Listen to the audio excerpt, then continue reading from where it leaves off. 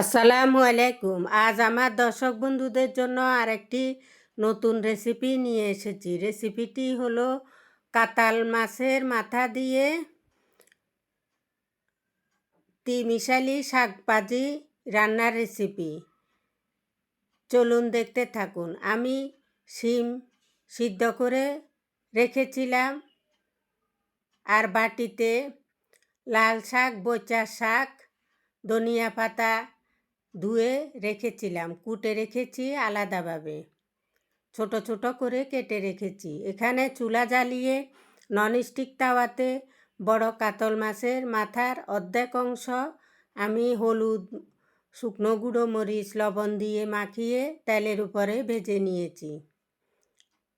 এখন পেঁয়াজ, রসুন, আদা পেস্ট দিয়ে দিলাম, কাঁচামরিচ, পেঁয়াজ কুচি দিয়ে দিলাম, একটু নাড়িয়ে দিচ্ছি লাল লাল হওয়ার জন্য।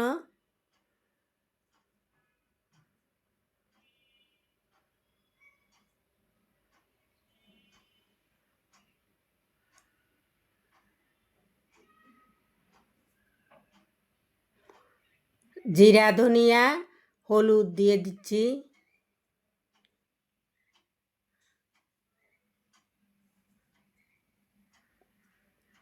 এই শাকের ভিতরে আর কোনো গুঁড়ো মরিচ লাগবে না।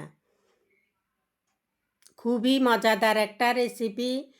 দর্শক বন্ধুরা, আপনারা বাসায় ভিডিও দেখুন, ভিডিও দেখে বাসায় এভাবে শাকটা ভাজি রান্না করে খাবেন, দেখবেন খুবই মজাদার একটা রেসিপি। লবণ দিয়ে দিলাম, এখন পরিমাণ মতো একটু পানি দিলাম।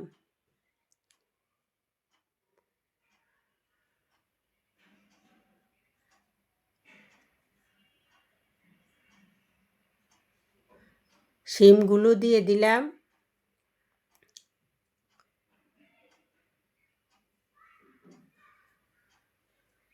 এখন বাজারে লাল শাক, বইচা শাক বের হয়, শিম বের হয়, এভাবে আপনারা ভিডিও দেখবেন, ভিডিও দেখে বাসায় বাজার থেকে শাক সবজি এনে এভাবে ত্রিমিশালি শাক ভাজি করে খাবেন, দেখবেন খুবই দুর্দান্ত স্বাদের একটা রেসিপি হবে।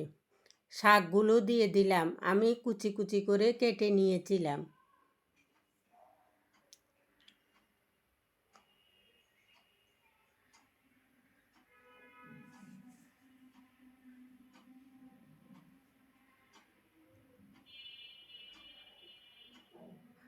আর কোনো পানি দেয়া লাগবে না, এই শাক থেকে পানিগুলা বের হবে।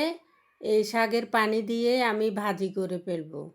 শাকের রঙও নষ্ট হবে না, দেখতেও সুন্দর লাগবে।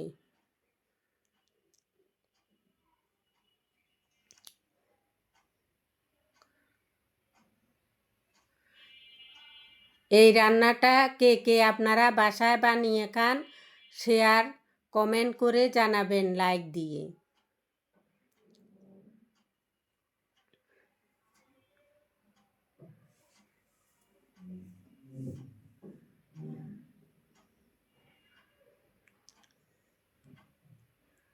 দেখুন কি সুন্দর কালার এসেছে। খুবই মজাদার একটা রেসিপি, আপনারা বাসায় বানিয়ে ফেলুন ত্রিমিশালি শাক ভাজি।